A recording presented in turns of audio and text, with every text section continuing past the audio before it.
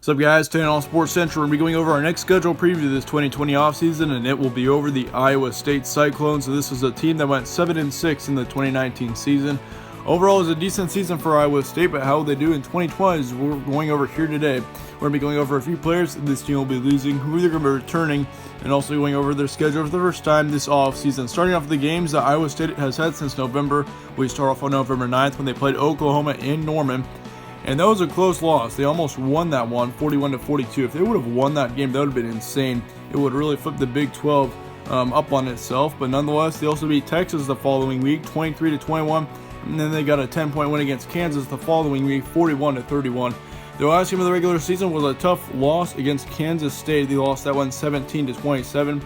Then their bowl game certainly wasn't what they expected. They lost to Notre Dame in that game 9-33, and that was a bit of an uneven matchup in my opinion. I mean, Iowa State was good last season, but they were on no level of Notre Dame. I mean, Notre Dame stormed through their entire 2019 season, so that was kind of a weird matchup to have in a bowl game there between Notre Dame and Iowa State. But yeah, nonetheless, as far as your trend for Iowa State last season, they were 5-3 between September and October. And from November to the postseason, they were 2-3. So yeah, they did drop off a little bit as the season went on. But yeah, nonetheless, let's look at your returning production for Iowa State heading into 2020. They returned their excellent starting quarterback, Brock Purdy. That's going to be a huge return. He had over 3,900 yards of offense last season. Well, of passing is what I should say. He had over 4,000 yards of total offense last season, including rushing yards. He had 27 touchdowns of passing as well as 9 interceptions. So yeah, he had a 3-to-1 touchdown interception ratio, which is actually pretty good. But yeah, he also had 8 touchdowns of rushing. So if you add that to your total, he had 35 touchdowns last season. They also returned their top running back, Breece Hall. That's going to be a huge return. He had over 1,000 yards of offense last season, along with 10 touchdowns. And they also returned their second running back in Johnny Lang. That's going to be another huge return. He had over 200 yards, nearly 300, along with 4 touchdowns. So yeah, this running back core looks really good heading into 2020. They do lose their top receiver in Deshaunte Jones, which he had over 800 yards of offense last season, as well as 2 touchdowns.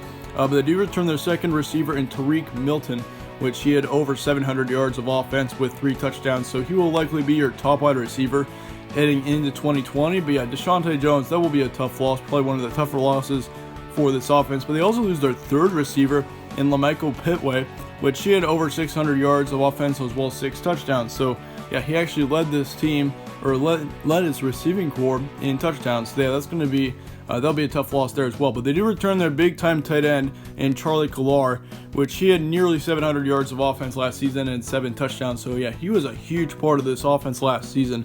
And he could have gone for the NFL draft if he really wanted to.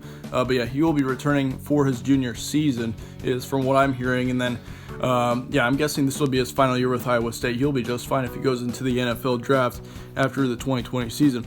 They do lose 2 offensive linemen, 2 defensive linemen, and 1 linebacker, as well as 1 in the secondary. So this defense loses 4, which really is not all that bad. I mean, typically you'll see 3 to 4 losses from most defenses. But yeah, potential Big 12 dark horse in 2020. There are many Big 12 teams that could pull off a major season, pull off some big surprises. I mean, like Texas could be one of those. Iowa State could be. I mean, you could see several teams. I mean, Oklahoma State's another one. Really, the Big 12 is wide open heading into 2020, and I think Iowa State currently would have to be the favorite for me to be the most likely to pull off a huge surprise. I wouldn't be surprised to see this team make it to the Big 12 championship, if I'm honest with you. I mean, yeah, they've got Oklahoma, but Oklahoma lost Jalen Hurts, so who knows how good they're going to be. I mean, Baylor lost, Matt Rule's not in Baylor anymore, and they also lost a lot of talent on their offense. I mean, Texas is looking good for next season, but we all know how it went for them in 2019. Oklahoma State's got a lot of returning production as well. They're kind of in the same boat that Iowa State is in. So yeah, once again, this Big 12 is wide open heading into 2020. I think Iowa State has a good chance to surprise a lot of people. Moving on to your 2020 schedule, we got South Dakota on September 5th. We also see Iowa on the road on September 12th. You got UNLV on the 19th, followed by Texas Tech on the 26th. To start off October, you got Kansas on the road, followed by Oklahoma State. Then you got Oklahoma at home for October 17th. Then you got Kansas State to finish off the month of October at home. You got TCU to kick off November on the 7th, and then you got Baylor at home on the 14th, Texas on the road on the 21st, and then you finish off the season against West Virginia on the 27th. So you do have a different team to end off the season with instead of Kansas State like last year. Yeah, nonetheless, here's what I'm expecting. I'll give you 4 guaranteed wins for Iowa State.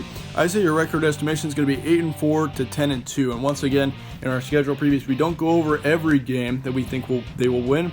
We'll be going over every game in our official predictions coming out this summer. Once again, these are just schedule previews to give you a brief overview on what you can expect of your team this season. And so I think they're going to go 8-4 to 10-2.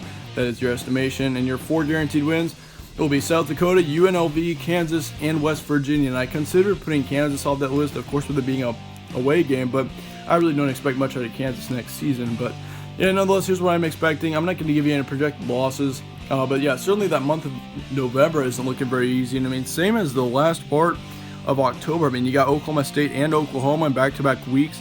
You also see Baylor and Texas in back-to-back weeks. So yeah, it certainly should be an interesting season for Iowa State. I'm leaning on the end that it'll be a surprise for many people with Iowa State. And once again, your record estimation will be 8-4 to 10-2. Let me know your thoughts in the comments below on Iowa State. Let me know whether you think differently. And if you do, once again, be sure to let me know. Thank you guys all for watching, though, once again. Stay tuned for more from All Sports Central, and I will see you all later.